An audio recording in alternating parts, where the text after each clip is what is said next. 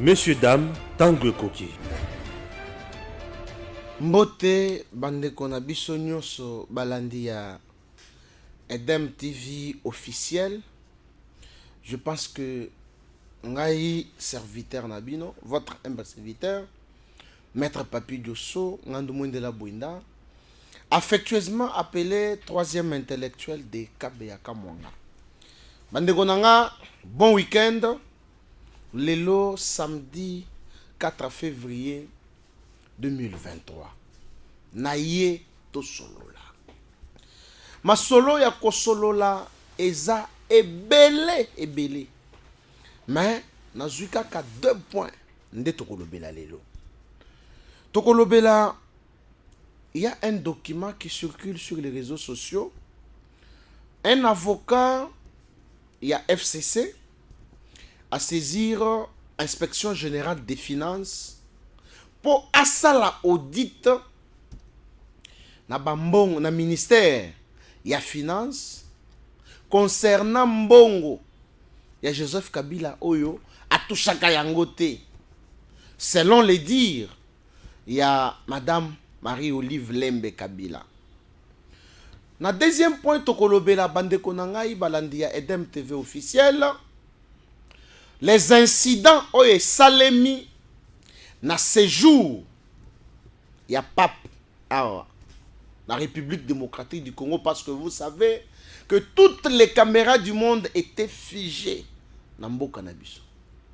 Coup de chapeau à son excellence Monsieur le Président de la République, je cite Félix Antoine Tshisekedi Tshilombo. Coup de chapeau yayo yangwana pona musala kitoko ozo sala pe osali pape na mabele ya Congo. Mes respects à son excellence Madame la princesse Adèle Kainda Maïna, l'autorité morale de l'Alliance des démocrates chrétiens du Congo, ALDEC. Ma formation politique, la princesse, maman diaconesse, maman Nambwende, maman intercesseuse, yayo yangwana, bisiko ozali, ozo kolanda biso. Mes respects, na président ad intérim, ya ALDEC, honorable Smith Kapenda, un jeune au service de la nation. Talandenge parti ALDEC Kumbama. Merci. Mes respects, Monsieur le Président Smith Kapenda. Yayo Yangwana. Sans oublier le secrétaire général émérite Ntwaremba. Yayo Yangwana. Sans oublier le secrétaire général adjoint en charge des politiques, Monsieur Joseph Kassala. Yayo Yangwana. Madame Modestine Ilunga, secrétaire général adjoint en charge d'administration. Yayope Yangwana. Madame Chanel Lissumbu, Sep Nabiso Yamo Amba. Sep Nabiso, na groupe na enyo somobimba nazo mona camarade Vicky. Yabinope Yangwana. Bana nyoso ya Esed Mbote Bisika Bozali. Bande konangai na yelelo lokola na lingaka nzembo moko boye, un musicien chrétien ayembaka na yelelo yo na yeko yemba oya leki nyoso na nguya menga Papi Diosso na yelelo yo na yeko solola makambo etali mboka ya Congo. Yes! Je salue le DG à Edem TV, Stéphane Balamwange.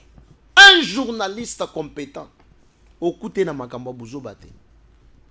Na obosanate, une dame qui travaille aussi très bien, Madame Dragna, conseillère, il y a la princesse Adèle Kainda. Madame Dragna, yayo yangwana. Bande konanga, tokota siko na vif ya makambo. Makambo eza ya koinda mabe. Lelo na lobi tozo solola. To solola nini makambo ya document ya avocat ya FCC akomeli IGF pour asala audit na ministère de finance pour na mbongo ya Joseph Kabila. Selon Marie-Olive Lembe, Kabila touchaka mbongo na yete. Monsieur l'avocat, est-ce que monsieur l'avocat atangaka mibeko ya mboka? D'ailleurs, ceux qui botali document wana bakosala ngo illustration, bokomona que l'avocat vous écrit maître un point na boy kotanga komo na ye parce que ye moko miyebi pour na boy kosalela ye publicité. Avocat à la cour. Non, monsieur l'avocat. Le conseil de l'ordre avait donné des injonctions pour que chaque avocat, lorsqu'il adresse une correspondance, a déterminé barreau d'attachement, cour d'appel d'attachement nae, tout comme barreau d'attachement nae. Monsieur, Ozaya barreau nini. Et puis, ceux qui botali lettre, wanande bazola kisa. Sans fondement juridique, un avocat qui vous écrit une correspondance sans évoquer une disposition légale. Quel genre d'avocat, monsieur? Et d'ailleurs, vous vous appelez personnalité politique, il y a FCC. Je mets quiconque à défi.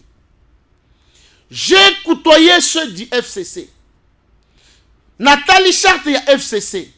Natikala komo nate le terme personnalité politique. Boye bisanga, ceux qui bossi boyoka, ata Nehemi Moulenya, babenga ye personnalité politique, ata Joseph Kokonyangi, babenga ye personnalité politique. Ngana yebi personnalité politique, azaka moko na FCC, avocat oyo, mukolo mukanda oyo, avocat oyo. Ça c'est dommage ça. Est-ce que Batoua FCC Batala Kamuto Tango Alekaka avec cette qualité, nous aurons aussi appris qu'il est attaché au professeur Nehemi Moulenya. Est-ce que le professeur Nehemi Moulenya Koye Bisabiso, est-ce que Nakatia FCC, ba personnalité politique, bazaboni? Parce que na minute otoyebika moko. Mais, quand cela ne tienne, toye na document. Document oyo avocat Zoluka. IGF a s'impliqué dans makambo ya mbongo ya Joseph Kabila. Qui est Joseph Kabila bandeko nangaye? Natangele bino nano. Joseph Kabila a monique a komi na suka ya bokonzi na ye. Azui ba professeur d'université nyonso bazalaka na parlement. Parce que bango ba memela ye ba diplôme na ye nyonso. Babi bosalela ngai loi. Wanezo kende na avantage yanga moko. Babenyango, loi du 26 juillet 2018 portant statut des anciens présidents élus, fixant leurs avantages accordés aux chefs de corps constitués. Bande konangai. Makambo bokoyo ke zobima na loi oyo. Je pense que ceux qui osent monter maté okobele liboma. Tozo tanga ni article 2. Il y a loi portant statut des anciens présidents. Boyo kandenge article 2 zoloba. Na fongoli parenthèse oyo pour vous comprendre que est-ce que monsieur l'avocat ya FCC azali na droit pendingisa ya kokomela IGF pour a sala audit na ministère ya finance. Or na gestion na bango pendant 18 ans IGF ezalaki ya konyatama. IGF ekundamaki. Lelo FCC azali ko trouver avantage pour le saisir IGF à sala audit na ministère ya finance. Merci beaucoup. Article 2. Au sens de la présente loi, on n'entend pas ancien président de la République élu. Tout citoyen congolais qui a accédé aux fonctions du président de la République les a exercés et les a quittés conformément à la Constitution. Bande konanga bozo landanga malamu. Tout citoyen congolais qui a accédé aux fonctions du président de la République, qui les a exercées et qui les a quittés conformément à la Constitution. Donc, tout ça malembe. Bon, mais la maille. Likambouya liboso, tout citoyen congolais. On se pose la question. Est-ce que Joseph Kabila est-il citoyen congolais? Pour cette réponse, nous disons non. Non, pourquoi? Parce que le parlementaire européen nous a dit un bonjour. Les conditions dans lesquelles Baboma Kimouze Abomi, la décision était prise ici à Bruxelles. La décision était prise ici à Bruxelles. Et 15 jours après, on a exécuté. Bangomoko, Balobani. Nous devons chercher un jeune de nationalité rwandaise parce que nous allons les manipuler. Bande Konangai. Et il dit, on est allé ramasser, Boyoka bien, on est allé ramasser un jeune de nationalité rwandaise. Nalinga elingi kolobanini. Tokei kolokota. Elenge ya nationalité rwandaise. Parce que toyebi ke toko manipuler ye. Et ce jeune de nationalité rwandaise, comment il s'appelle? Hippolyte Kanambe Kazembere alias Joseph Kabila. Bande Konanga. Maintenant, au terme de cet article 2, alinéa 1, est président de la République, est ancien président de la République élu, tout citoyen congolais. Voilà. La question que je pose, est-ce que Kabila était citoyen congolais? Nous disons non. Wana Tokei. Deuxième alinéa est le Bénin, qui a accédé aux fonctions du président de la République, qui a accédé aux fonctions du président de la République, qui les a exercées et les a quittées conformément à la Constitution.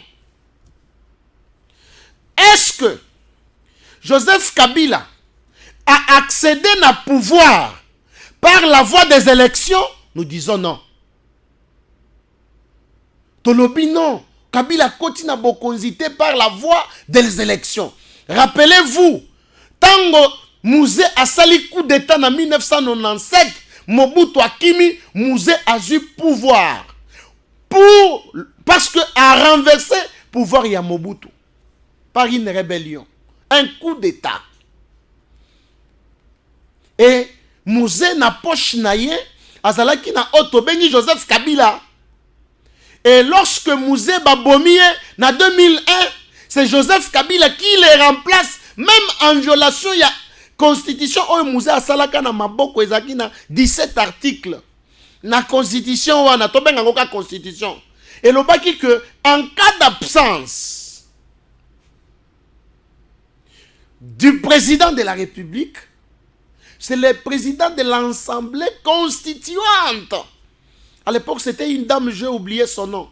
Mais d'un coup, tout le monde a Joseph Kabila devenir président de la République. Mais selon cette loi, est-ce que Joseph Kabila a accédé aux fonctions du président de la République conformément à la Constitution? Nous disons non, bande konangai. Tokei na emisato. Balobi qui les a exercés, c'est que ont exercé fonction ya président de la République conformément à la Constitution. Or la Constitution, au koki kozo pouvoir par renversement, par coup d'état, il faut ozo pouvoir par les voies démocratiques. Mais Kabila Zoua pouvoir par la voie démocratique, c'est que a respecté la Constitution. L'exercer. Est-ce que Kabila a exercé fonction de président? Parce que nous savons, Kabila est devenu président de la République par accident de l'histoire. Est-ce que Kabila a exercé fonction de président de la République conformément à la Constitution? Bande que nous disons non. Na yebisi bino ke toye to solola lelo. Tozo solola. Pourquoi? Liberté d'expression, tuer.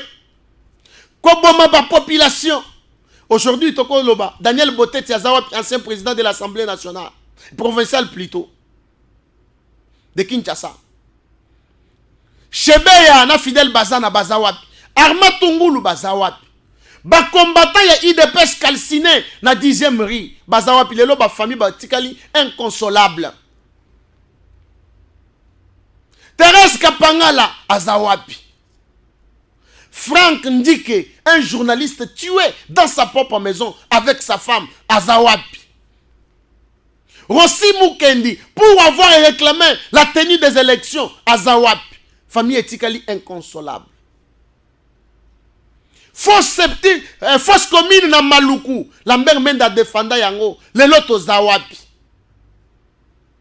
Voilà exercer les fonctions conformément à la Constitution, les fonctions du président de la République, conformément à la Constitution. Est-ce que cet avocat avant Akoma Mukanda Oyo a raisonné qui? Bande Konanga.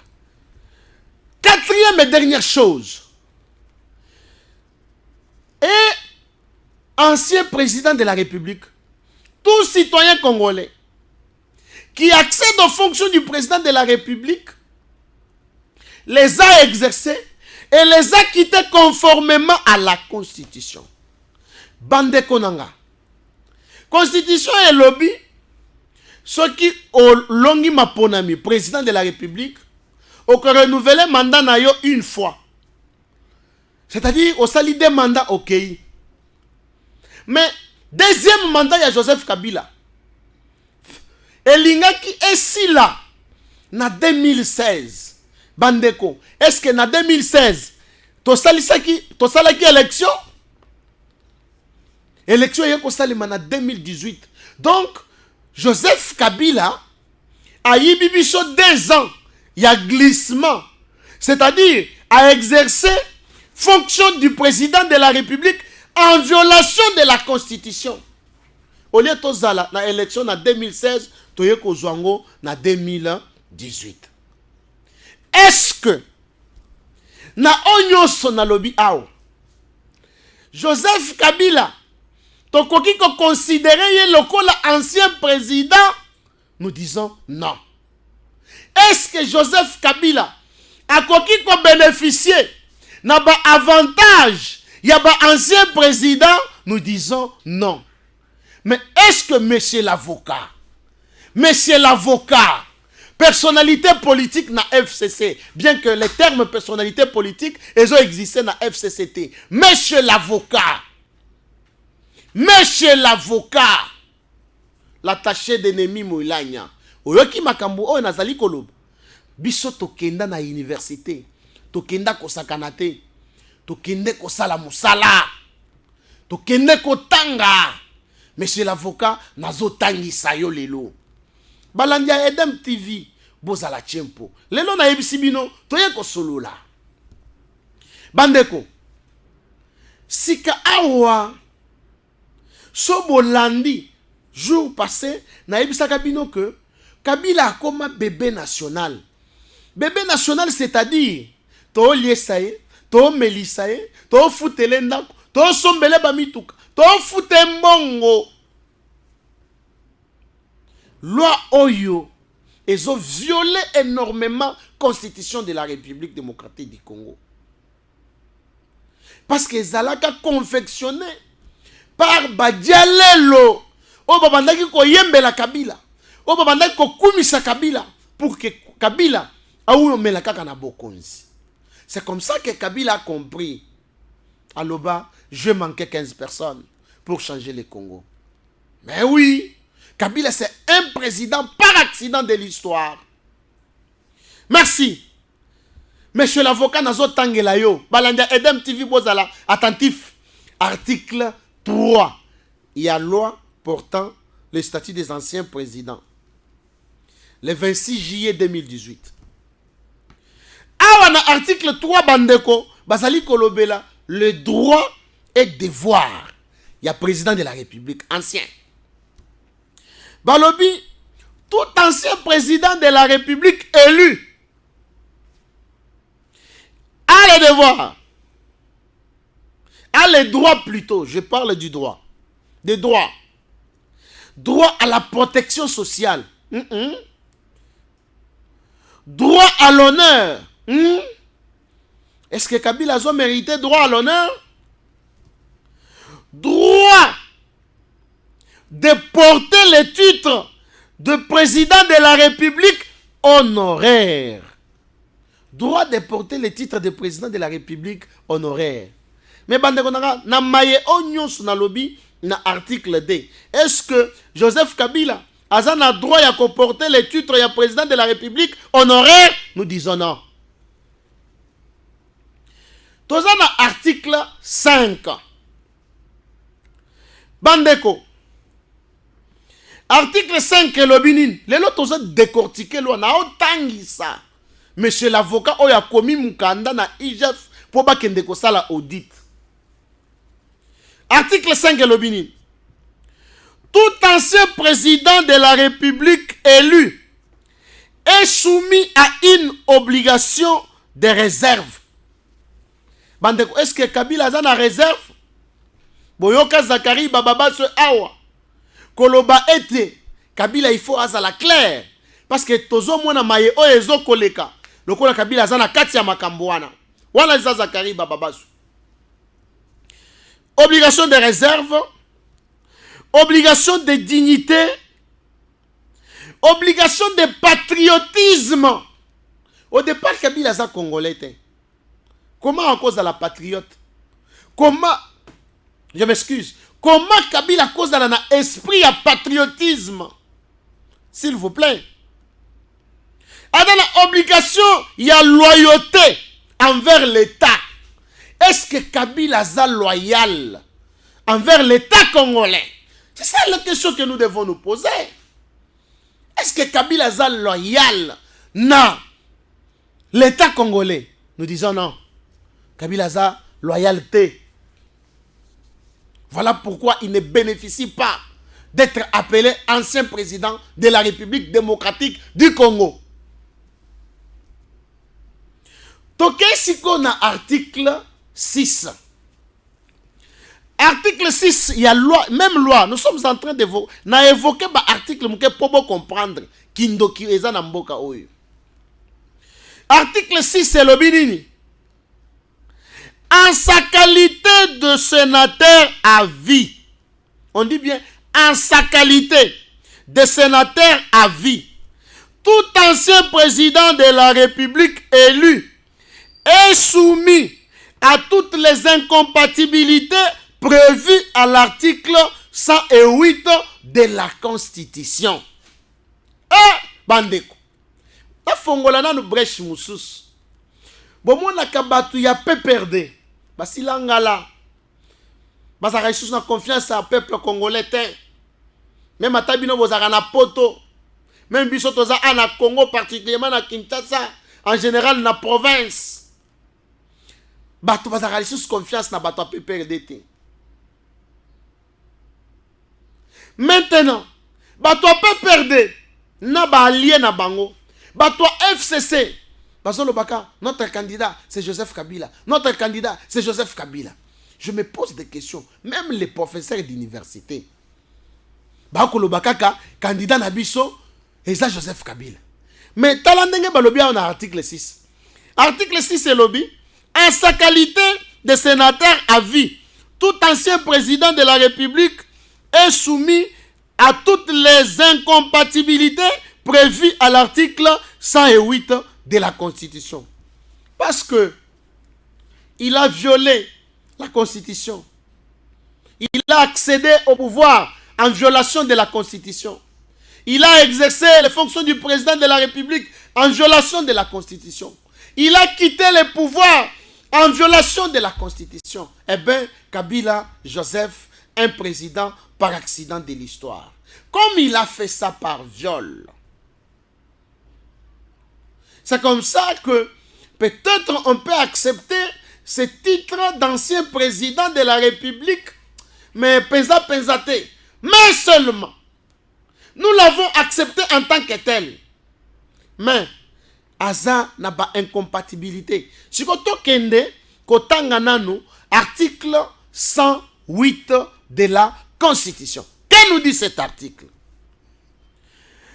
L'article 108 de la Constitution. Ah, nga papi Diosso mboko yo. Avocat Moussoussa. Pas si peu mawa. Le mandat de député national est incompatible avec le mandat de sénateur, vice-versa, avec les fonctions suivantes. Membre du gouvernement, membre d'une institution d'appui à la démocratie, na membre du gouvernement, il y a un démonaka. Ce qui moutoa député et que banomé yeli sous-ministre, moyen à exercer fonction de député est athée. Pourquoi? L'article 108 de la Constitution est clair. Incompatibilité. Membre d'une institution d'appui à la démocratie. Tu par exemple, CENI. Si tu nommé membre de CENI, c'est que moyen à exercer les sous fonction de député ou sénateur est athée. Une autre institution d'appui à la démocratie, tu as ses sacs. Le col Christian Bosembe coup de chapeau. Appelle son mbote bisiko zali. Moussala qui toko. Donc, ce qui Christian Bosembe zali député, c'est que le col azali nommé l'institution d'appui à la démocratie. Mandat naye ya député Lingaki Koya.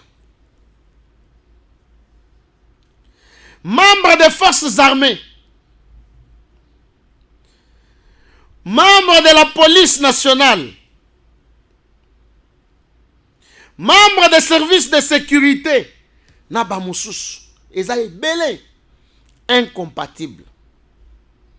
Mais il y a qu'à placer ce pélisanga. Na souka ya article. Bazoloba. Et tout autre mandat électif. Et tout autre mandat électif. Bato basale biloko baza bato FCC. Bato basala ba loi oyo. Bato FCC. Bato peut perdre. Mais quand on dit l'incompatibilité dans mandat nyonso électif, Kabila porte sur sa peau les statuts d'ancien président de la République, bien que ngai nazo reconnaître en côté. Kabila sur sa peau a Silisaba deux mandats naye prévus dans la Constitution, bien que ngai nazo reconnaître en côté. Mais hélas, au moins, on a FCC, oh non, notre candidat, c'est Joseph Kabila. Oh, Kindogite, Nzambe Nangai. Oh, Pesa Kindogite. Ça, c'est quoi ça? Ça, c'est quoi ça? Voilà. Bande Konanga, je pense que vous comprendre que monsieur l'avocat Oyo a yebi na yemi bekote. Parce que ceux qui avocat oyo atanga penza mibeko nde akoka kite kokoma mukanda oyo akende kotika na IGF pour IGF asala audit na ministère ya finance et pas ya ministre Nicolas Kazadi. De tout ce que j'ai dit ici, Kabila n'a pas droit de toucher cet argent-là. Ceux qui maman Olive Lembe Aleka qui pona koloba que non, mon mari, mon époux ne touche pas son argent. Mais, bandeko, na fongola ta moi parenthèse moussos. Bien que nazo fongola ba parenthèse, na okanga yangote. Bino bosi bomona ba avocat de ba plutôt, ba député. Ya régime, ya Joseph Kabila. Ba sali loi ya motindo ya boy. Pour la population, nazo par exemple pour ba enseignant que enseignant oyo akokende na pension ou bien un ancien enseignant azana ba avantage ya logement azana avantage ya ba mituka azana ba avantage ya boyboy bosi boyoka ngo mais boyoka lisusu makambo na ko tangela bien boyoka ba avantage oso na tangi na banzike batu bolila kaka na loi oyo portant statut des anciens présidents yoka nan article 18 avantage complémentaire. Tout ancien président de la République bénéficient des avantages complémentaires suivants. Une habitation décente fournie par l'État ou une indemnité de logement. Boni boyeko. Kabila piye mbokoyo. Kabila yibi mbokoyo. Ba société ya l'État, entreprise de l'État. Evandi na mabele. Asombi ba mapango, asombi kingakati, asombi kashamata. Metango kolongo na bokonzi. Ba foute $680 000. Soki bakopese lupango te par l'État avanda. Et quand on dit une habitation décente, c'est-à-dire habitation moko ezo correspondre na statut na ye ya ancien président. Soki l'État apesi yango te, apesaka ye mbongo pour allouer. Allez-y comprendre. Oli boma te bato, batata o basali biloko. Boyoka avantage mususu. Nabi lelo a tozaka na loi o bandeko na ngai. Boyoka avantage mususu. Un passeport diplomatique pour lui et pour son conjoint et ses enfants mineurs. Si quoi conjoint na ye wana nani? Oya zoloba ke mobali nanga azo simba mbongo te. Oya zoloba musée yakotala mbongo mboke zo kende bien te. Nde mutu bakopesa passeport diplomatique. Congo. Boyoka avantage mususu bandeko bo paniquer te. Na yebisi bino biloko eza awa. Un titre de voyage en business class pour lui, pour son conjoint et ses enfants mineurs. Nazo vandela ka ba enseignant te. Bo si bo mona enseignant côté retraite a commis un ancien enseignant. Si ko ba yebisi que enseignant oyo a ko bénéficier na voyage en business class. Pour na nini ba député na biso bazo ko sala mibeko pour na avantage ya population congolaise te. Seigneur, ezanini, bino ba député, ezanini. Bandeko natanga ya suka. Poso natangi mususu ko pese liboma.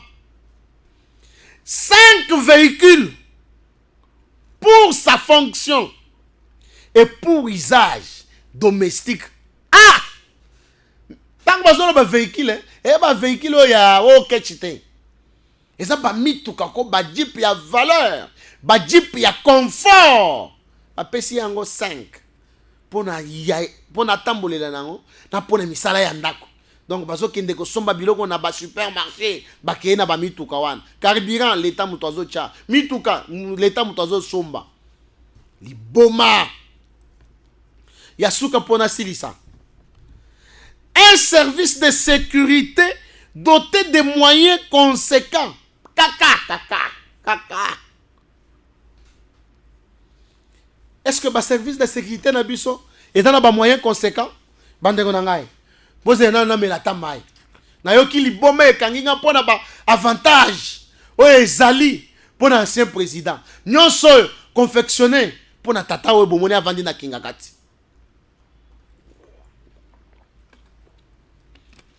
Na mela mai na kitisa motema.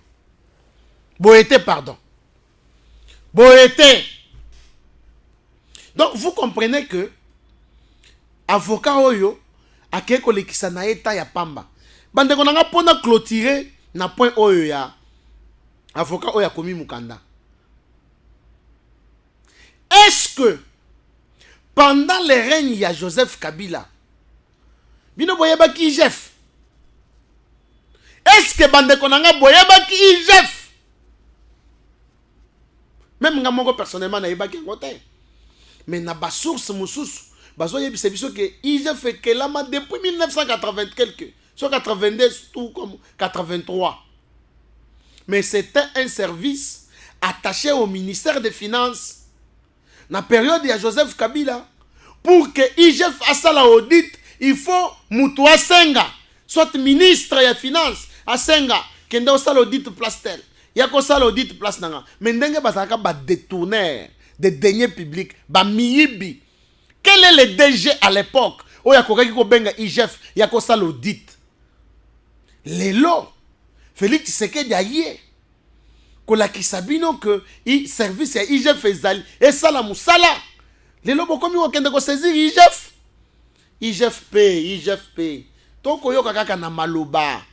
ozali ko sous-traiter ba journaliste oyo bazali ko vilipender président de la République, ba ko critiquer gouvernement na ye, ba mususu ba ko finga ye, mais yo IGF ozali ko soudoyer bango, ozali ko pesa bango misolo, ozali ko futa bango, ozo sombela bango ba téléphone ya iPhone 14 Pro Max. Tozo yo kezolo bama, tozo yo kezolo bama trop, monsieur IGF, tozo yo ka bongisa musala IGF, bongisa s'il vous plaît. Mais ba communicateur ya union sacrée bazo ko sala musala, tozo mona bango na base anzete awa bavandi ba osolola délaissé à leur triste sort. S'il vous plaît. Bon, bandeko kandeleki na kesiko na deuxième point. Papa ye depuis le 31 janvier, du 31 au 3 février, du 31 janvier au 3 février. Mais je dois vous dire une chose. Ba incident ezalaki. Incident ya liboso. Lorsque le président de la République azokota les soi-disant opposants batikali bavandi. Est-ce que Fayulu na Moïse Katumbi, d'abord toutes les deux personnalités politiques là, bangonyo so ba étranger, Moïse Katumbi israélien, Martin Fayulu sénégalais, bazo respecter mon konziamboka te. Boni soki papa koti atelemi pona kopesa mokonzi ya mboka mbote. Mais bino Fayulu na Moïse Katumbi bovandi. Bino Moïse Katumbi candidat moko po akende ko s'enrôler, il faut Salomon Escadé la azalawana pour confirmer est-ce que village na yo ezaboy koma bongo village nani papa kombo nani. C'est le seul candidat où Azala qui accompagné na mutu na ye pour que ba Azala na certitude ya ba village yo bazo koma, parce que yebi ki Azala congolais te. Martin Fayulu Azala mutu ali boso ya akei mbangu tango yoki ke enrôlement et bandi. Président de la République azokota bino bovandi bokeba na bino. Voilà le premier incident bande konangai. Deuxième incident, Pape na stade, devant Banani, devant jeunesse congolaise. Mais, jeunesse congolaise manipulée. Batuba koloba, oh, ambongo alobi boy. Est-ce que ambongo azalaki mupaya na biso? Ambongo azalaki mupaya na biso te. Mupaya na biso c'est le pape François, le Saint-Père. Biso ndei tozana posa koyoka oyo ya memeli biso. Mais batu ba lobela makambo papa lobite. Ba kolobela ka ambongo. Bon comprendre te que ambongo azo distraire biso. Seul cardinal oyo depuis mboka na biso eza Congo. Oyo azo tambola na ba candidat président de la République na poche. Et puis atambolaka na nationaliste te, atambolaka na ba candidat étranger. Lokola ba Martin Fayulu na ba Moïse Katumbi. Voilà ba candidat ya Mbongo. Bandeko, incident ya munene, le cardinal Mbongo n'a pas remercié le chef de l'État pour na ba effort oya sali ya kolongola pape na Vatican kokoma na Congo.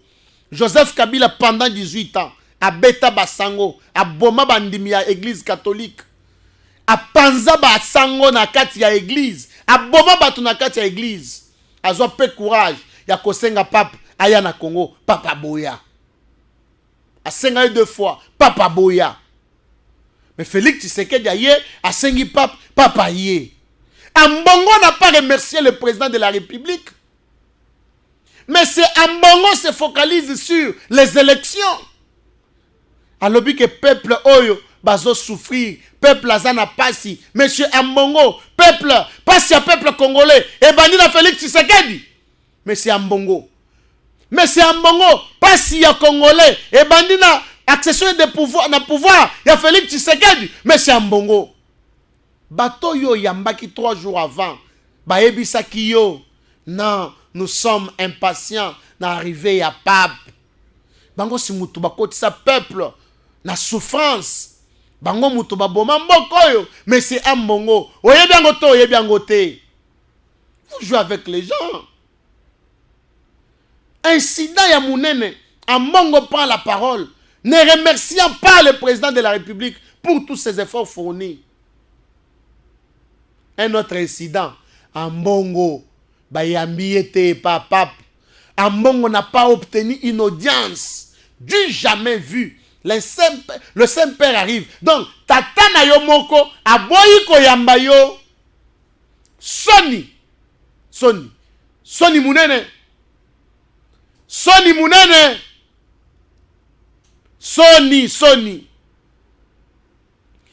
Messieurs,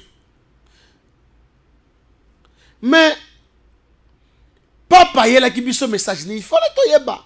Alors bina ba jeune, bozala manipulé te. Mais tout le monde ba jeune manipulé. Banzembo babandaki koyemba wana. Les jeunes ont été manipulés par certaines personnalités. Bokende koyemba. Bayembi fali oyebela stade de Tondi. Pona nini fali atondi saki stade. Bato bakufaki na koyoka bato balobi étouffement. Mais tata le Saint-Père atondi si stade. Koleka kutu na fali. Est-ce que boyoka ki étouffement ezalaki to bato bakufi? Incident mususu bazo yembela Marcelo, le pasteur Marcelo de la 2e rue. Pourquoi? Parce que alobaki que l'église catholique c'est une salle d'attente pour entrer en enfer. Mais oui, ngana sepelaki na maloba wana. Église catholique ezali salle d'attente pour na kokota na enfer. Talaka kama makambo cardinal Ambongo azo sala. Nini ekopekisa biso toloba ke non ezali salle d'attente te. Ba jeune manipulé. Comment vous pouvez imaginer? Ba jeune na stade bazo yemba Félix et Fachi oyebela manda esili mais ba ko seka. Biso to sali lutte. To bengana kabila na mboko oyo. Ba gaz lacrymogène, ba marche. Mais il faut te sentir que la police a zozo musala. Quelle est cette opposition-là? Ezali incapable. Il a lancé même une ville morte. Lelo la police a vendu à Zopema. Ana musala te. Ba gaz lacrymogène tala na ba dépôt. Et tondi. Moyen ça les a te. Mais nous on a combattu. Tant que biso tozalaki na nzela, toko yemba, Kabila, longwana bokonzi. Mais parce que quand on appelle quelqu'un Fachi, Fachi c'est pour ses intimes. Pour na bato bazana na bonne relation na yeba oba linga kaye makasi Fachi. Maintenant tant que bozo analyser, bozo mona bazo yemba na stade, Fachi oyebela, c'est-à-dire c'est quelque chose qui a été mal préparé. Bozo ambongo bokende po boyemba. Papa yoka. Mais boyoki soni. Jeunes Congolais, ne cédez pas à la distraction. Ne soyez pas manipulés. Prenez vos responsabilités. Tala lokola ngai jeune. J'ai pris la responsabilité de soutenir Félix Tshisekedi et de soutenir aussi la princesse Adèle Kaïnda Maïna, Mineta, ya portefeuille. Je m'assume en tant que tel. Je suis responsable de mes propos. Je dis, je soutiens Adèle Kaïnda Maïna. Je l'aime bien. Une bonne maman.